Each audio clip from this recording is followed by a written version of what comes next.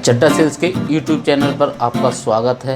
आज मैं आपको हमारा मिल्क एनालाइज़र, मास्टर क्लासिक और हमारा मिल्क स्टरर दोनों का इंट्रोडक्शन देने जा रहा हूँ। ये हमारा मिल्क एनालाइज़र है, इसमें ऊपर प्रिंटर लगा हुआ है। ये स्टरर है। स्टरर का जो काम होता है दूध के अंदर से एयर पार्टिकल्स अलग करना, सैंपल को तैयार करना। सबसे पहले हम इसको डायरेक्ट पावर स्विच में लगाते हैं। इस तरह का स्विच होता है, डायरेक्ट एसी सॉकेट में लगा देंगे। एनालाइजर के पीछे 12 वोल्ट का डीसी पिन होता है, यहाँ लगाएंगे और ऑन ऑफ स्विच से इसे ऑन करेंगे। ऑन करने पर डिस्प्ले होगा milk analyser master please start. सबसे पहले हम लेंगे जो दूध जो हमको चेक करना है। पहले हम दूध को नॉर्मली ऐसे मिक्स करेंगे जिससे कि दूध थोड़ा सा मिल जाए। फिर दूध को हम स्टरर में लगा के स्टार्ट बटन प्रेस करेंगे। ये 10 से 15 सेकंड तक चलेगा और फोटो ऑफ हो जाता है। स्टरर ऑफ होने के बाद मिल्क के सैंपल को हम मशीन में लगाएंगे। एंटर बटन प्रेस करेंगे। ये टेम्परेचर है सर 21 डिग्री। अब एनालाइजर का रिजल्ट आया है। एक फैट, दूसरा SNF, तीसरा डेंसिटी, ये freezing point, protein, lactose, salt, W added water. अगर हमको चाहिए प्रिंट आउट तो इसमें एक एडिशनल फीचर होता है, पेपर को लगा के अच्छे से।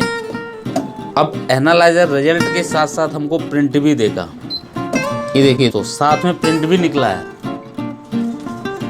ये हमारा एनालाइजर इस तरह पूरा प्रॉपर काम करता है। हम दूध को चेक कर सकते हैं। एक दिन में 100 सैंपल भी चेक कर सकते हैं। चेक करने के बाद सबसे जरूरी होता है इसकी क्लीनिंग। क्लीनिंग करने के लिए हमको नॉर्मल वाटर लगाएंगे। क्लीन बटन प्रेस किया जाएगा। यहाँ ऑप्शन होगा fast clean, daily clean, weekly clean. Fast clean पर हम एंटर करेंगे। क्लीनिंग स्टार्ट होगी। मशीन के अंदर ऑलरेडी 12 साइकिल फीड है, इनको हम वेरिएबल कर सकते हैं। मशीन की क्लीनिंग कंटिन्यू है।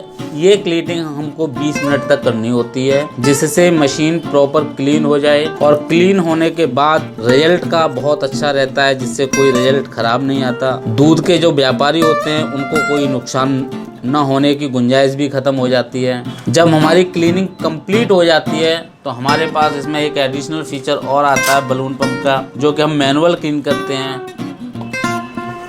ये प्लंजर को लेके इसके अंदर एंटर करते हैं और जिस तरीके से हम पुल एंड पुश 2 प्रोसेस करते हैं, ये हमको पर डे इवनिंग मॉर्निंग 10 से 15 बार करना ही पड़ेगा। ऐसा करने से आपके डिवाइस की लाइफ अच्छी हो जाती है और सेंसर जो होता है इसके अंदर वो कभी ख़राब नहीं होता। ये डेली रूटीन का वर्क होता है, हमको करना ही पड़ेगा। नुकसान से भी बच जाएंगे, दूसरा मशीन का मेंटेनेंस भी अच्छा रहेगा। तो ये चड्डा सेल्स का milk analyser inbuilt printer demonstration